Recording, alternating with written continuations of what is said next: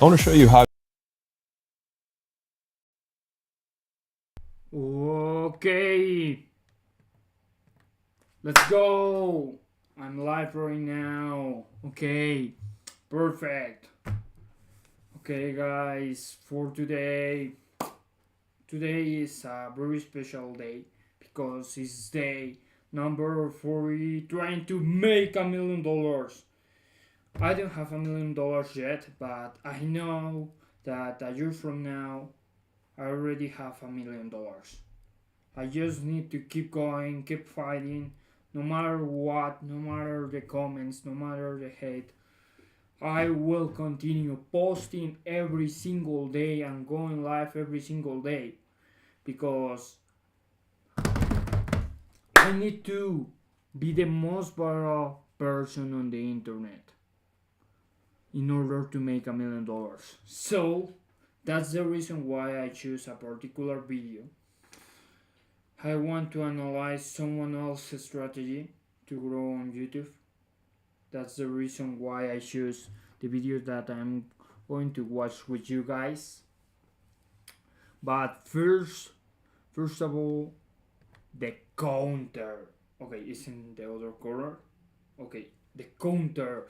I have right now 134 subscribers. Let's go, bro. 134 subscribers. I hope to have 150 subscribers for tomorrow's live. I hope to have 150 subscribers. But for now, we are 134 subscribers. So, what I prepare for today and what's my plan to make $1 million in just 1 year? Because I only have 1 year to make $1 million.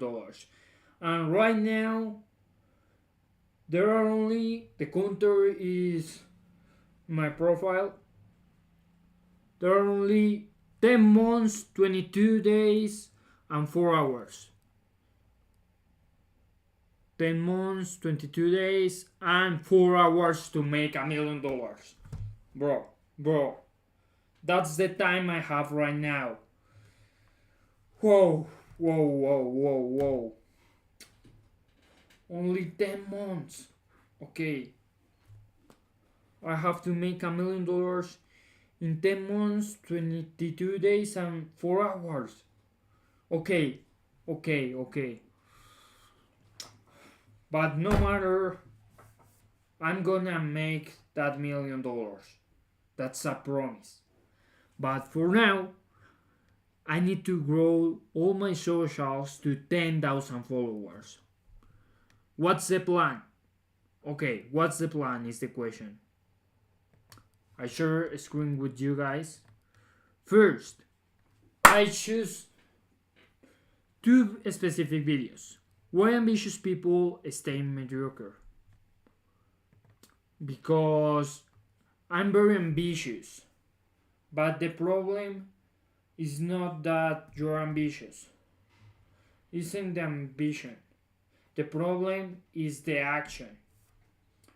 Because someone can be very ambitious, but the lack of action is the problem.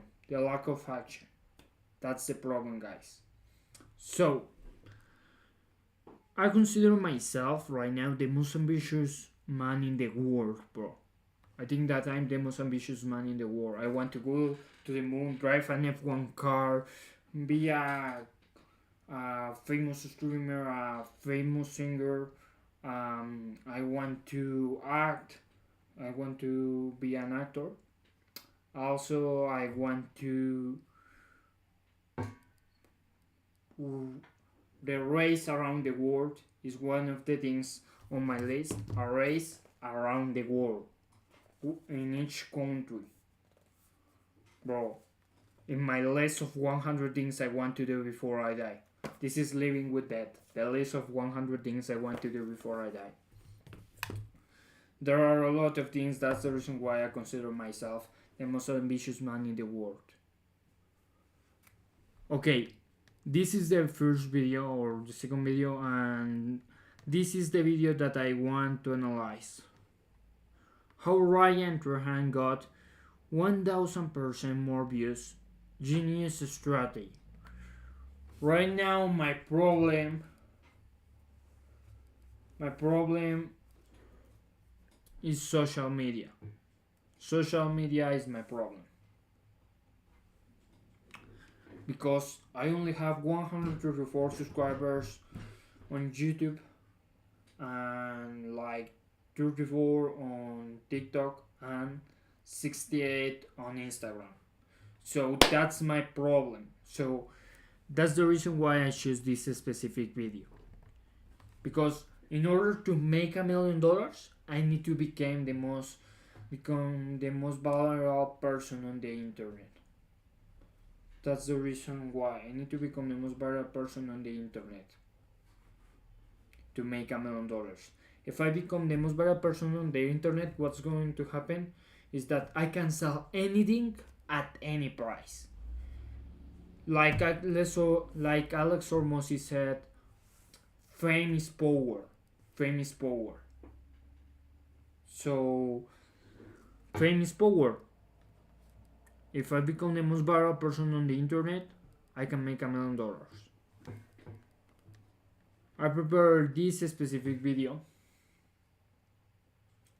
So let's watch this video. This guy has gone from losing subscribers to one of the fastest growing channels on YouTube. Ryan Trahan originally started off making content around his career as a college athlete, but then shot to fame in 2018 when he started pulling millions of views on videos like these. But 1 year ago, Ryan hit a major problem. His growth had completely dried up. In the months of November and December 2020, he was actually losing subscribers, and his videos were sometimes struggling to crack 500k. He looked like another victim of the infamous YouTube downward spiral, where you blow up, peak, and start to fall off. But a year later, the complete opposite has happened. Ryan has managed to 10x his average views sometime in November and December. Your problem. His growth had But 1 year ago, this guy has gone from losing subscribers to one of the fastest growing channels on YouTube. Ryan Trahan originally started off making content around his career as a college athlete, but then shot to fame in 2018 when he started pulling millions of views on videos like these. But 1 year ago, Ryan hit a major problem. His growth had completely dried up. In the months of November and December 2020, he was actually losing subscribers, and his videos were sometimes struggling to crack 500k. He looked like another victim of the infamous YouTube downward spiral, where you blow up, peak, and start to fall off. But a year later, the complete opposite has happened. Ryan has managed to 10x his average views per video and more than double his subscriber count, getting 3 million in 1 year. What did he discover here? Well, it turns out this 23-year-old from Texas knows something most people don't about YouTube. In January of last year, he started implementing a 3-step formula to create viral videos every single time. So let's break it down.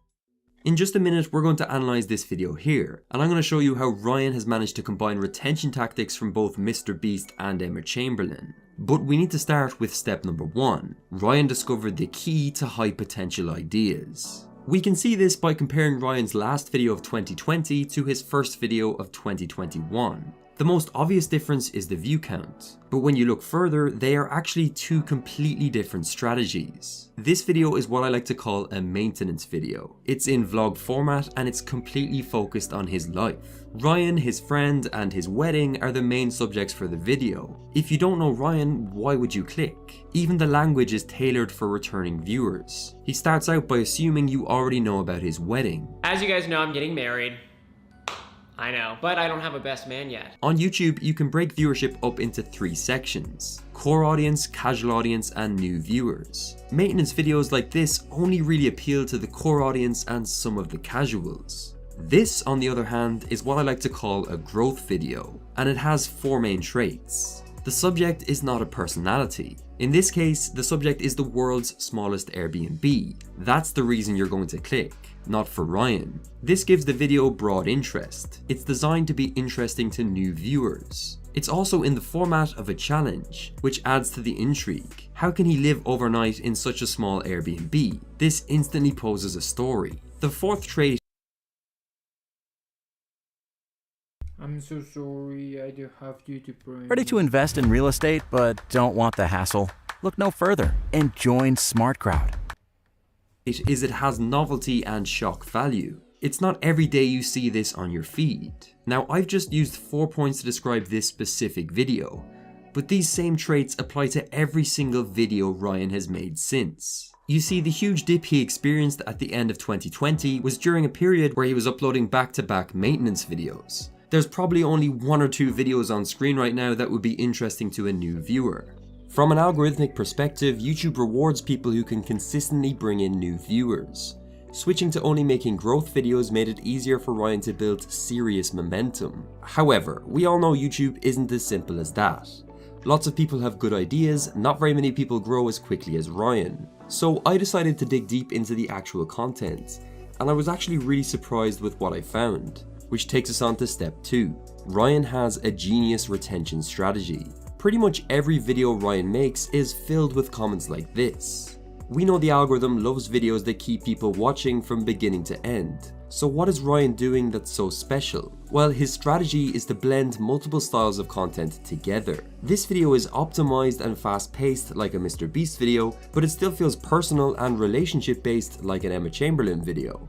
Whoa, okay, that's interesting. That's an interesting point. Lenny.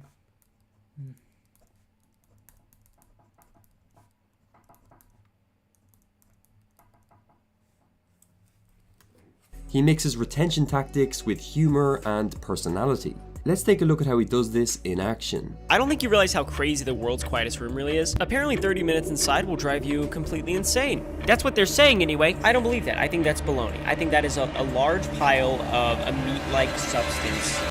This is an intro masterclass. The first thing he does is instantly reaffirm the click. He shows you pretty much the exact image in the thumbnail right away.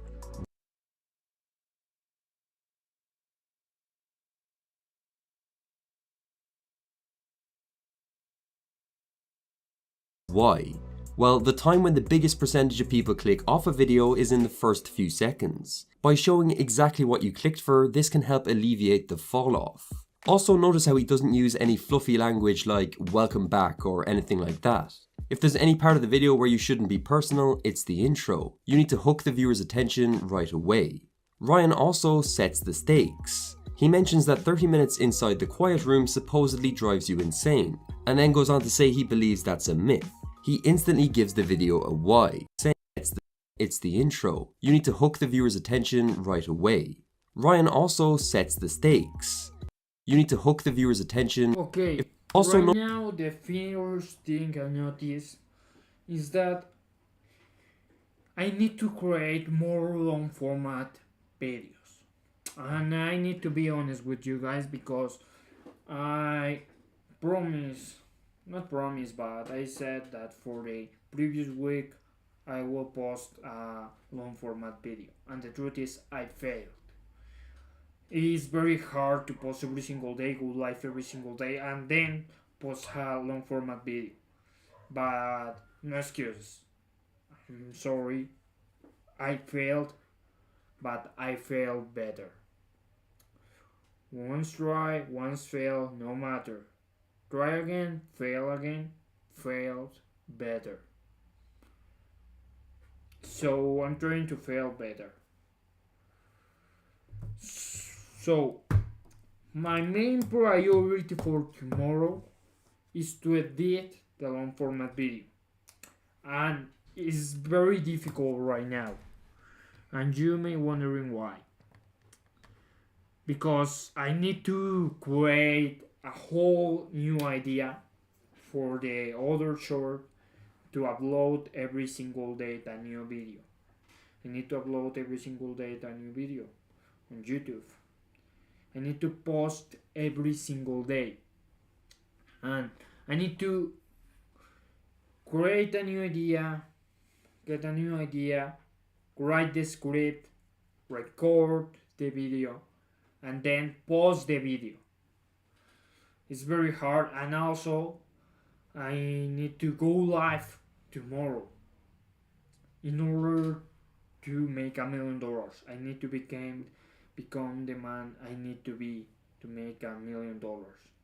I need to become the man that deserves $1 million.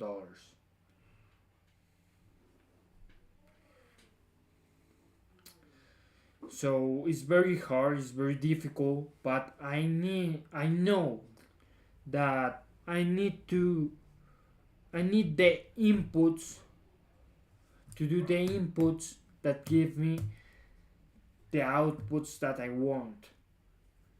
I need to do the inputs that give me the outputs that I want. So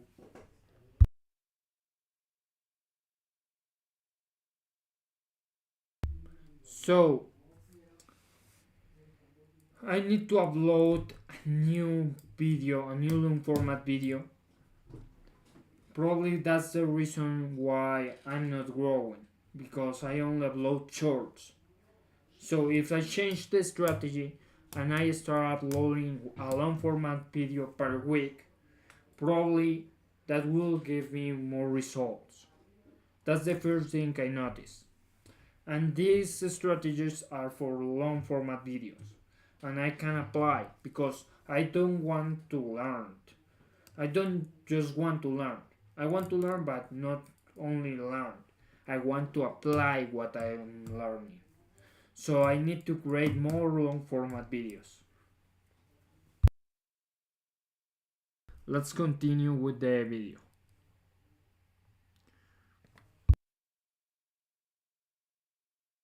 Notice how he doesn't use any fluffy language like welcome back or anything like that. If there's any part of the video where you shouldn't be personal, it's the intro. You need to hook the viewer's attention right away. Ryan also sets the stakes. He mentions that 30 minutes inside the quiet room supposedly drives you I insane. need to rewatch this part. This in action. I don't think you realize how crazy the world's quietest room really is. Apparently 30 minutes inside will drive you completely insane. That's what they're saying anyway. I don't believe that. I think that's baloney. I think that is a large pile. I also noticed that the music, the sounds, have an important role in this video. Of a meat-like substance. Hey you, it's me again. Are you still wondering how much it will cost you to start up a company in the UAE? Why? Well, guess what? We have good news for you. We've upgraded. Okay, This is an intro masterclass. The first thing he does is instantly reaffirm the click. He shows you pretty much the exact image in the thumbnail right away. Why?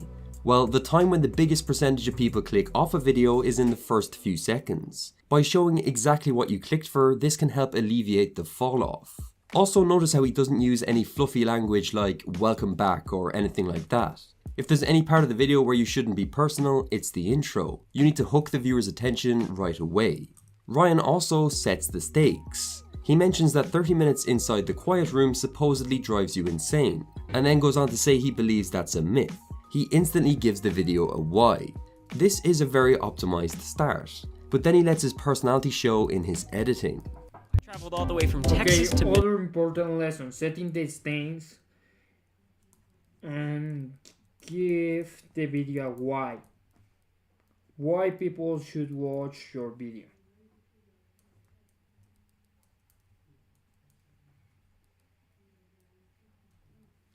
Minnesota. Yeah, I'm committed to break the record for the longest time spent in the world's quietest room, 45 minutes.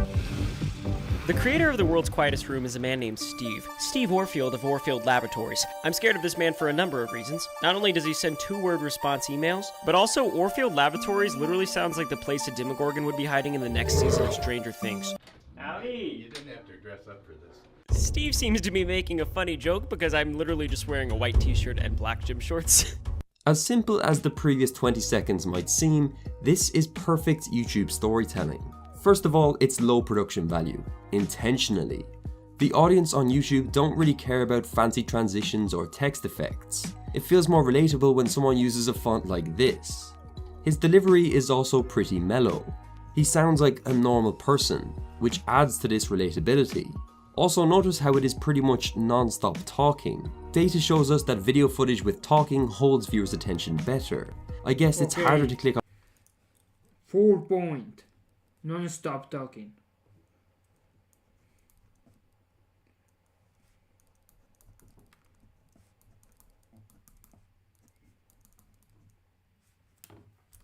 off a video when someone is mid-sentence. The really smart thing he does though is use humor in contributing moments. What I mean by this is his humor is tied into the overall story. For example, when he introduces Steve, finding out who made the room is really important to the story.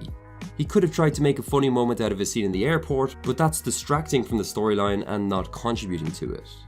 After this, Ryan sticks to the task at hand and gets straight into the quiet room. He immediately reminds the viewers of the challenge he has to beat.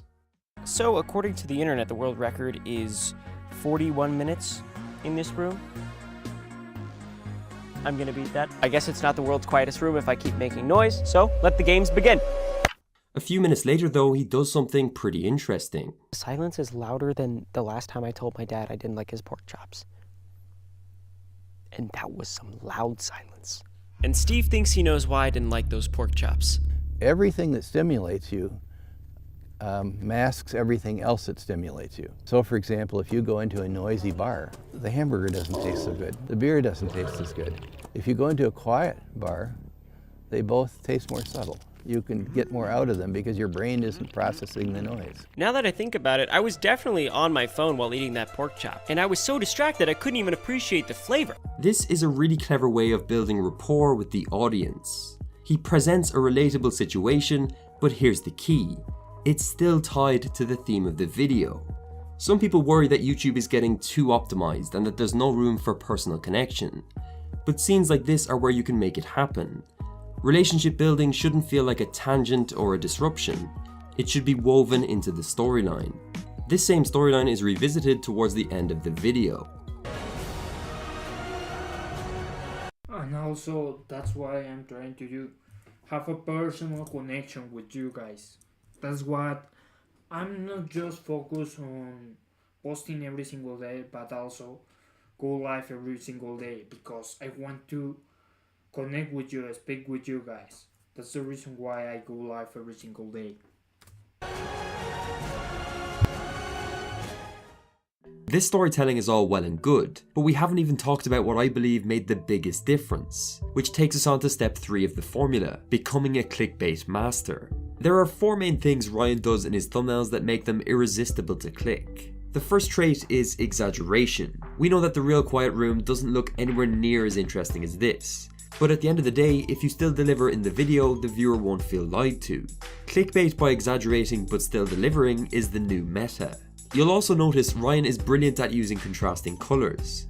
In this thumbnail, the bright orange of the jumpsuit heavily contrasts against the black background. You can also see with this white against green and blue against brown. Ryan knows people glance at thumbnails in milliseconds. Contrasting colours grab the eye. He almost always shows some form of action. In this case, he's almost bent over in pain and is pressing his hands against his ears. This perfectly complements the title. Imagine how boring this thumbnail would be if it was Ryan smiling and pointing at the room. He wants to let the viewer know he's attempting something extreme, and this action backs it up. He also is very effective at using text. Just like the contrasting colours, this draws your focus as you're scrolling by, and just like the action, it can be used to reinforce the storyline or challenge. Text in the thumbnail should be short, preferably under 4 words, and it must add more intrigue, not just repeat the title like this, which is far less interesting. Ryan uses these 4 factors in pretty much all his thumbnails now. He also invented his own style for his money challenges, which have inspired thumbnails all across YouTube. Speaking of money, making my first $1 on the internet was one of the most important moments of my life. So I've got a challenge for you to do the same, that could win you $500. Which brings me on to today's video sponsor, Shopify. Okay, $400. Whoa, what's the deal? The best place to start selling online. The biggest Probably reason most I should use Shopify to sell the shoes I want to sell. What do you think, guys? I should use Shopify, or because yesterday we saw 2 different stores, sportshoes.com and Start Fitness, to sell the shoes. But I can also try with Shopify. What do you think? online stores fail is because they never start. So I timed myself setting up this Shopify store to sell photos of my dog. Guess how long it took? 7 minutes. In the time it takes to watch a YouTube video, I now officially have an online store. So here's the challenge. First, start a Shopify store using the link below. Then make just $1 or more selling a product of your choice, whether it be a photo, t-shirt, or maybe just a digital product. Then screenshot the sale and tag me on my Twitter account. I'll pick one person at random and give them $500. The best part is you can use the link in the description below to get a free 14-day trial to Shopify. So in as little as 7 minutes, you can start selling online for creators on the platform right now. Hope you learned a thing or two from this video. Ryan truly is one of the best creators on the platform right now. I'll also be giving another $500 to someone who subscribes in the next 7 days. But for now, YouTube thinks you'll like this video next. Let's see if they're right. Now creators in every genre. Okay, that was the video I prepared for today, and also this video. Rely on Opus Clip to find their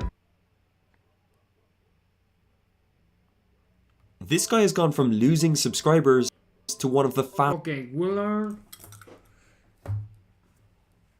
blending multiple styles. First, I need to blend multiple styles. Reaffirm the click. In the 3 first seconds, I need to reaffirm the click. No fluffy language, setting the stakes and give the why people should watch my streams, why people should watch my video, my short. Non-stop talking, okay? And with that, it's harder to click off. In contributing moments, use humor. Have a personal connection, and I need to become a clickbait master. So, what do I do next? I need to learn how to do thumbnails. Improve my thumbnails for YouTube.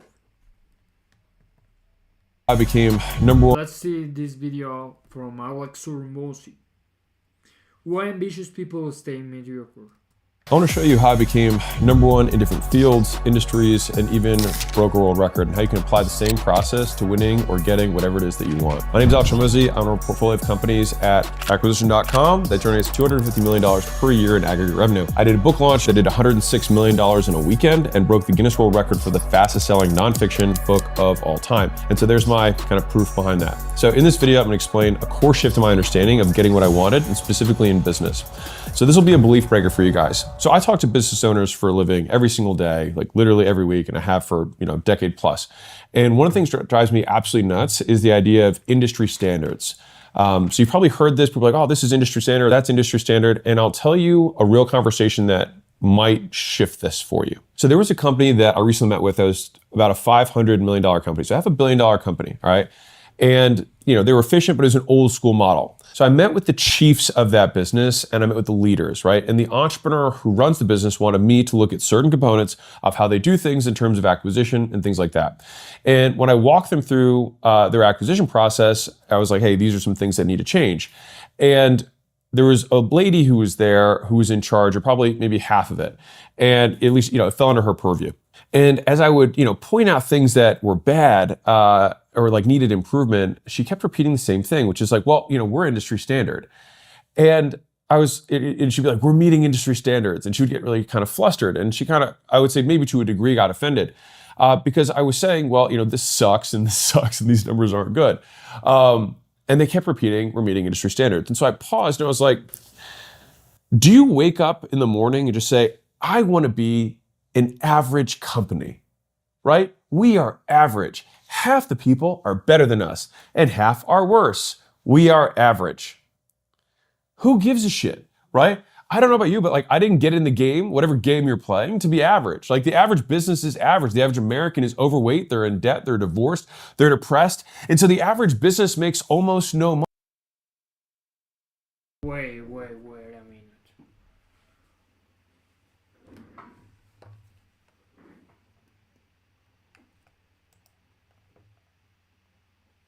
Wait, something is happening.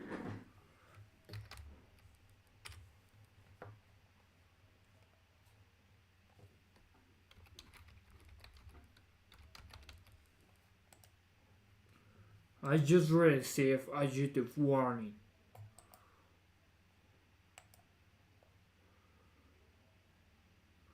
Warning. We've detected video in your stream that belongs to someone else.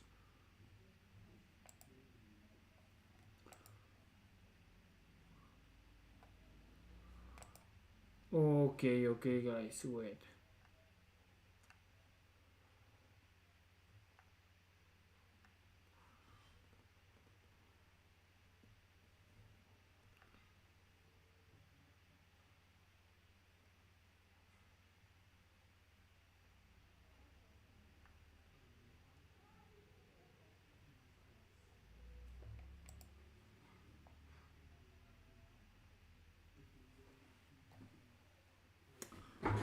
Wait, guys.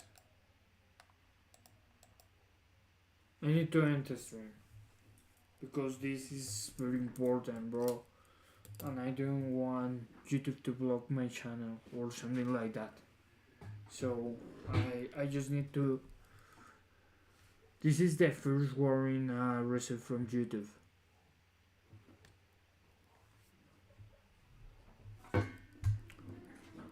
So I think I will end the stream right now. Something happened with YouTube. I received a warning. I'm not gonna lie, I'm very scared. So I hope to have 150 followers for tomorrow's video. I'm just learning. That's the reason why I choose the videos. I don't know what's happening, what's going on, but I need to review this. But for now, I think that the best option is to stop because I don't want YouTube to block my channel or something like that. So thank you so much for being here with me. I appreciate it a lot.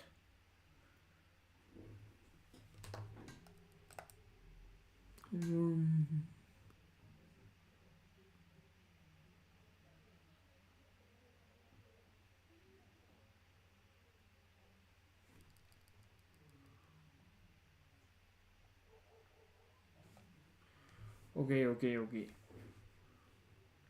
I will try to finish this.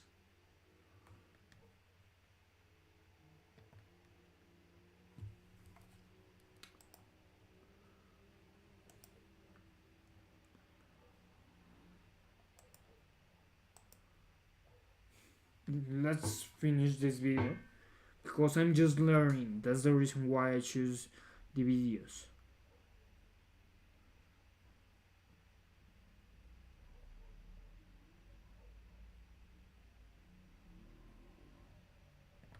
Okay, let's continue.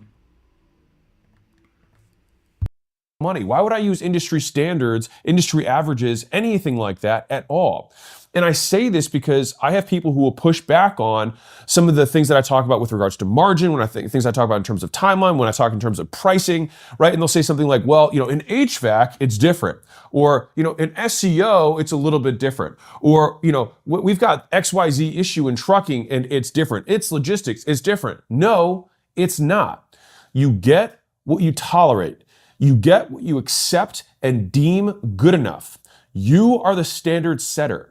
It is the highest and most important job in the company, and it is why some companies prevail and some companies fail. It's the reason that Jobs was so important for Apple, Elon was so important for Tesla, and XAI, and all the other things that he does. And at a certain point, you cannot actually do anything in the company except for hold the fucking line.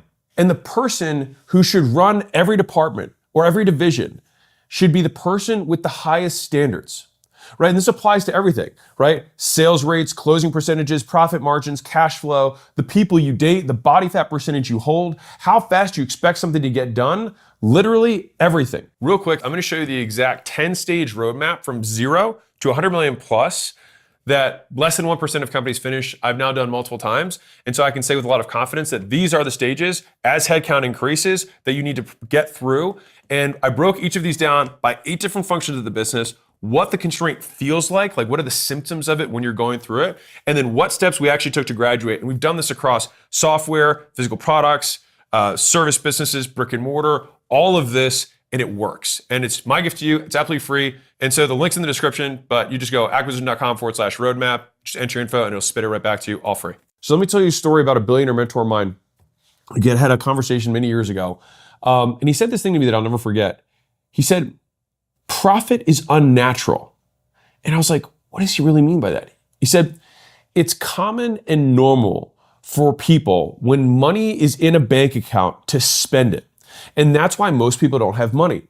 He said, so if you have a company and it makes money and it actually starts to succeed, that success has this constant pressure of normalcy that fights against it. And so there has to be someone who holds the line and is like, no, we will not spend more, but we will keep making more. We will get more customers and we will not hire more people. We will find a way to service these customers better than we did our last customers without adding headcount. And we're going to do it even better, even faster, with less. And so super powerful. let me tell you another example of something that just happened in one of our portfolio companies. So they needed to add 15 sales reps to hit their Q1 goals, right? And so the leader was saying how his plan was to hire 5 reps a month, right? Every single month. And doing it this way, he said, would, stretch the team, but it would still kind of ensure quality, make sure the culture wasn't, too stressed, et cetera. And honestly, it was a fair plan, right? But for this business, the extra sales guys were going to add about $4 million in profit that quarter. That's how much extra he was going to add, just that quarter. So I pushed back and I said, why can't we do it in a month? And he had a lot of different reasons and he kept, it'll be cultural issue. I think we'll stretch the team. We might lose other sales in other places. And I kept pushing and pushing, but he had some reasons to come back. And thankfully, he's a stud. And then after the meeting, he messaged me back and said, 2 of our guys have bandwidth who are more senior. They can assist the new manager and onboard 3 to 5 guys each. If we do that, we can actually do it in a month. And boom. $4 million more potential next year in Q1 because of one thing, a higher standard. Just saying why does it need to take that long? Why can't we if we were doing $1 billion in sales in this business, we probably wouldn't say we need to hire 5 guys a month. No way, right? We'd be like, we need to start with 50 and maybe add 50 every other week, right? It's just this minimum standard of something that you decide is enough or acceptable. And the crazy part about it is we're the ones who decide this. And then we're upset that we don't get, or that we're upset that we got the fruit of our very low standards. And so the way that you can kind of know what your standards are, what the standard of somebody else on your team is how many attack vectors you use to approach or solve a problem, right?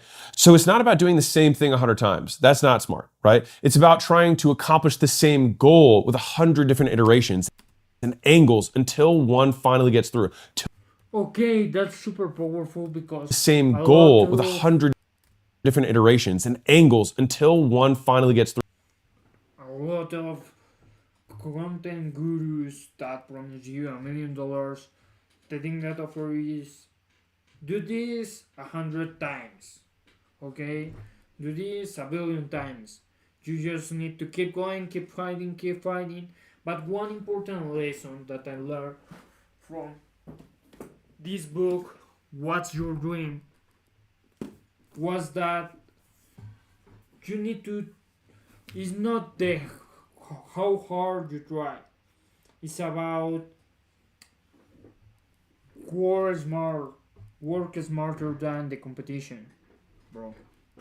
It's an important lesson. You need to work smart. I don't know in which page exactly, but let me check, because it was a very powerful lesson that I learned.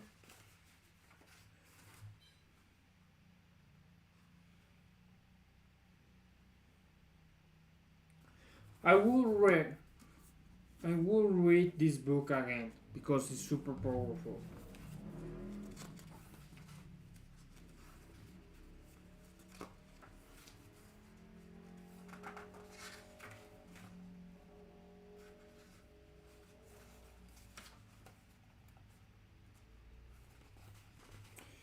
Myth number 1. This book says that the first myth is that the harder I work, the luckier I get. But it's not about working hard. It's about working smarter. That's the key. You can try one ink a billion times, but you can get the same results a billion times, and you are changing nothing. But if you try different ways, probably in the that's what I'm trying to do. I post different videos every single day until finally one get viral. Right now I'm failing. But I'm trying different ways, different paths to make myself viral. And that's super important. Because one of the things that Alex Hormozzi said is you need to make volume. But right now he's saying that it's not only about volume, it's about trying in different angles.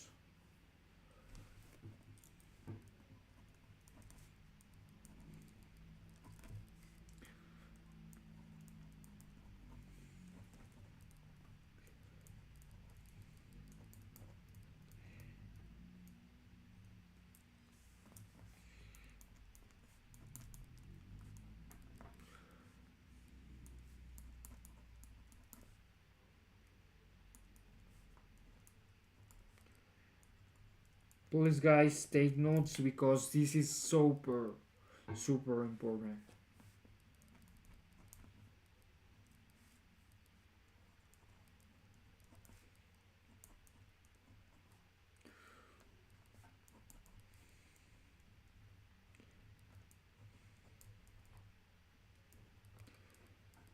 The same goal. It's not about doing the same thing 100 times. That's not smart. It's about trying to accomplish the same goal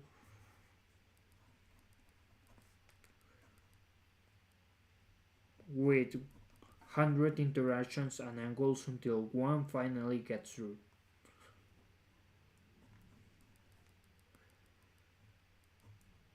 Durations. Accomplish the same goal with 100 different iterations and angles. Iterations and angles.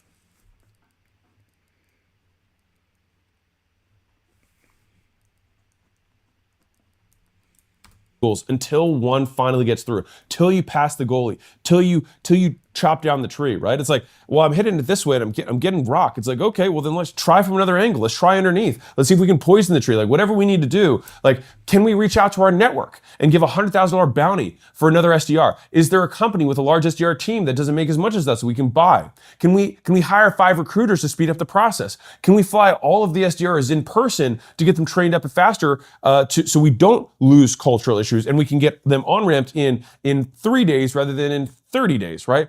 Can the top 2, most experienced guys who have some blank space, have them sub in? Bingo, right? All of these have costs, obviously, but of the costs, they're still worth it. So you're not getting what you want because you're not attacking the problems you have enough times in enough ways. So you're trying 1 or 2 things and then saying like, I tried that and it didn't work. I tried Facebook ads. I tried making content. I tried hiring a salesman and it didn't work. It's like, no. It's not that it didn't work, it's that you weren't skilled enough to make it work. Very big difference. And so you're gonna tell me that no one on earth has ever had the same problem that you have right now? And of those many people on earth who've had it, no one solved it? You have somehow come across the Gordian knot of problems. No one has hired more than 5 SDRs in this period of time for a company of this size? Of course they have. And that's why those people won. And they didn't just accept that it wasn't possible within this timeline. And so the rules that I would encourage you to live by is that unless the laws of physics prevent it, consider it mental handicaps that your competition gets to live by and measure themselves by. Not a suggestion, a recommendation, and certainly not a fucking law, right? Industry standards are a handicap that you let your competitors use and think they're doing well. That is the gift that we get as soon as you get out of this belief. Because if you want to be average, use industry averages. And most industry average businesses suck. right? Why would we look at them to judge ourselves by like, oh, this guy's completely broken, distracted, has no idea what he's doing. I should look at what his numbers are and say, oh, we're about the same. Is that an accomplishment? Should we be looking forward to something like that happen?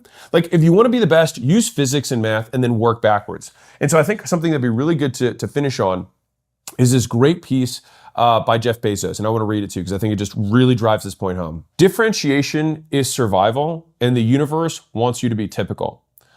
This is my last annual shareholder letter as CEO of Amazon. And I have one last thing of utmost importance I feel compelled to teach. I hope all Amazonians take it to heart. So here's a passage from Richard Dawkins' extraordinary book, The Blind Watchmaker. It's about the basic fact of biology. Staving off death is a thing that you have to work at. Left to itself, and that is what it is when it dies, the body tends to revert to the state of equilibrium within its environment. If you measure some quantities, such as temperature, the acidity, the water content, or the electrical potential in a living body, you'll typically find that it's markedly different from the corresponding measure in the surroundings. Our bodies, for instance, are usually hotter than the surroundings. And in cold climates, they have to work hard to maintain that differential. When we die, the work stops. The temperature differential starts to dissipate, and we end up the same temperature as our surroundings. Not all animals work so hard to avoid coming into equilibrium with their surrounding temperature, but all animals do some comparable work. For instance, in a dry country, animals and plants work to maintain the fluid content of their cells, work against a natural tendency for water to flow from them into the dry outside world. If they fail, they die. More generally, if living things didn't work actively to prevent it, they would eventually merge into their surroundings and cease to exist as autonomous beings. This is what happens when they die.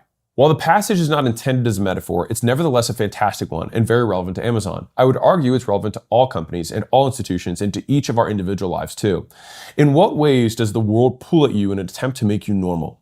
How much work does it take to maintain your distinctiveness, to keep alive the thing or things that make you special? I know a happily married couple who have a running joke in their relationship. Not infrequently, the husband looks at his wife with faux distress and says to her, "Can't you just be normal?" They both smile and laugh, and of course the deep truth is that her distinctiveness is something that he loves about her. But at the same time, it's also true that things would be often easier, take less energy, if they were a little more normal, right? This phenomenon happens at scale at all levels. Democracies are not normal. Tyranny is this historical norm. If we stop doing all of the continuous work that is needed to maintain our distinctiveness in that regard, we would quickly come into equilibrium with tyranny. We all know that distinctiveness, originality, is valuable. We're all taught to be yourself. What I'm really asking you to do is to embrace and be realistic about how much energy it takes to maintain that distinctiveness. The world wants you to be typical. In 1,000 ways it pulls at you. Don't let it happen. You have to pay a price for your distinctiveness, and it's worth it. The fairy tale version of be yourself is that all your pain stops as soon as you allow distinctiveness to shine. That version is misleading. Being yourself is worth it, but don't expect it to be easy or free. You'll have to put energy into it continuously.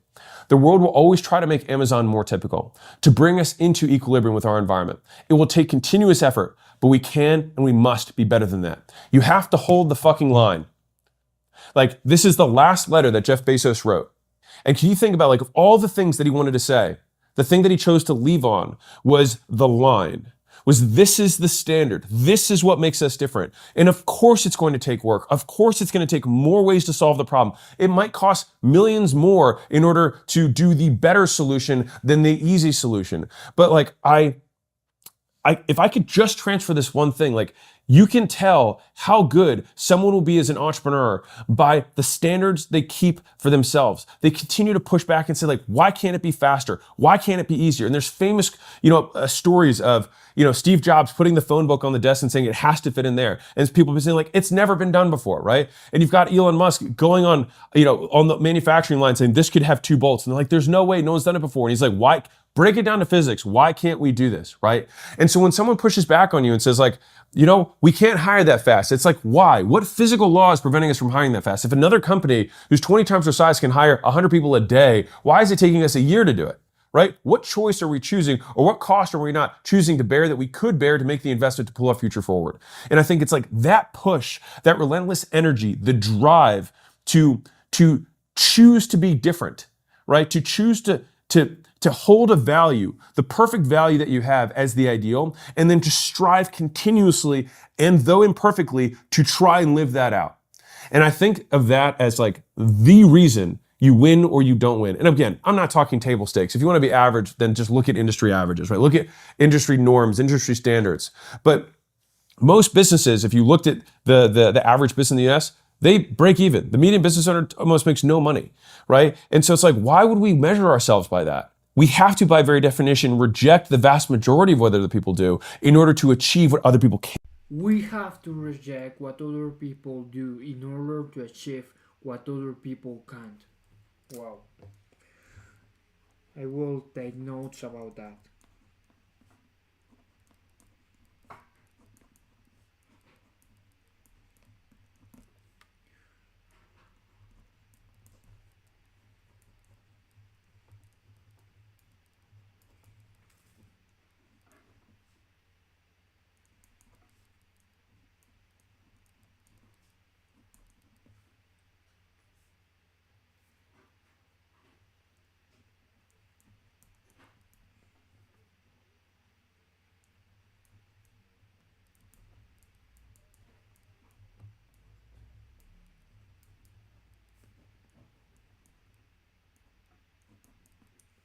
Can't.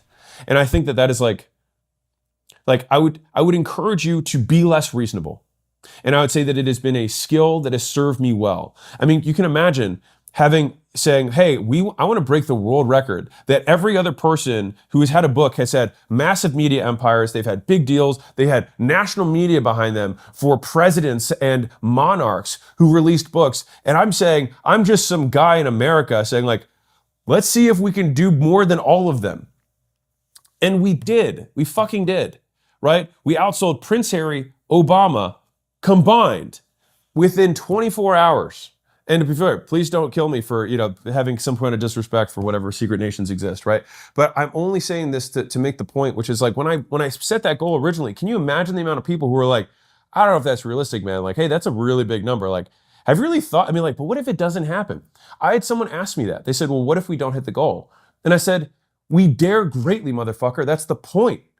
Like, so what if we don't hit the goal? It doesn't mean we give ourselves an excuse to not try, but like try in earnest, not say like, oh, we're going to do this and we hope. Well, and that's very important because a lot of times we say excuses to don't do the things that we need to do, to give us excuses to don't do the shit we need to do in order to achieve your dreams, my dreams. In order to achieve those dreams, bro, we give excuses. And what happen if I go all in for a full year and at the end I didn't make $1 million? That's an excuse. I just need to start and keep doing what I'm doing. Don't give more excuses. Excuses, bye-bye, and start doing the things I need to do to get the outputs that I want. This happens. It's like, no, we want to have 5 different versions of this thing going wrong and it's still hitting the goal. And so I say this because like the goals that I have and probably the goals that you have, never apologize for them. It's normal for them to be unreasonable, but you don't need to be reasonable. The world wants you to be reasonable. It's like you need to be unreasonable. You need to stick your feet in the mud. And there's a certain amount of stubbornness that's required. And I think part of the reason that Peter Thiel and some of these great investors talk about phenomenal entrepreneurs is that sometimes they don't have super high agreeableness, is that they don't need consensus. They don't need everyone else to like them because they believe what they believe, right? And the thing is that in order to have an outsized return at anything, you have to bet against conventional wisdom, right? And conventional wisdom can be right. And so that means that fundamentally either you're an idiot or you're right and you're early, and that's where you get rewarded. And so you have to think, like, at least the process I come down to is always like, what physical law of reality prevents us from selling this many books? And that's why it came down to like, all right, we'll have. What physical law prevents me from making $1 million in just 1 year? What physical law? Just tell me one. I'm gonna do $1 million in just 1 year. That's not just for hype. I really believe I can do $1 million in just 1 year. What physical law prevent me from that? Multiple generators. Like if we don't have power, we can't sell books. We have to make sure that we have backups for internet. If we don't have internet, we can't sell books. Okay, do we have enough books to sell? We got to print them. Okay, great. We have to have logistics, so we have hundreds and hundreds of people ready to actually ship those books out. Okay, if we have each of these things, then all that it really takes is enough people to see it and an offer enough that is compelling, that makes sense for a big enough audience to say yes. That's it. And so you have these problems in your business. You're not cash flowing enough. You're not hiring fast enough. Your price isn't what you want it to be. If you believe, and you can reason it to say, like, what prevents us from doing this?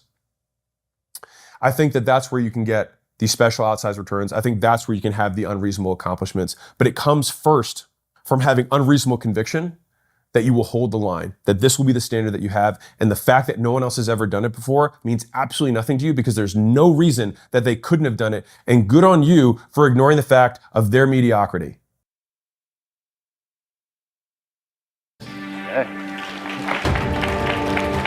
Good afternoon, everybody. I am... Okay.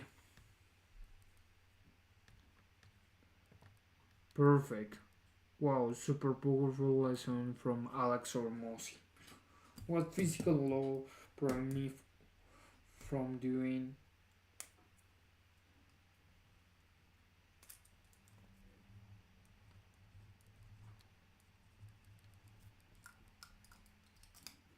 Wow. We learned a lot today. Here with... Okay, perfect. That was all for today. Thank you so much, guys. I know that I have 0 viewers for now, but not forever. In the future, I will have 1 billion viewers, and I could make $1 million in just 1 year. I just need to keep studying, and keep posting, and keep going live. Even if I have no viewers, even if I have less than 1,000 views per video, I will keep giving my best content to you guys. I will give the best content as possible. That's all for today. Thank you so much. I feel a little bit sad because I have no viewers, but no problem. I need just to keep fighting. If you're watching this video in the future, I know that in the future I already have $1 million and 3 billion viewers per stream. 4 billion viewers per stream, half the planet. So that was all for today. Thank you so much, guys, for being here with me. Even if it was a second, I appreciate that. And remember, live to your fullest. Live to your fullest. Do things that you didn't imagine you can do.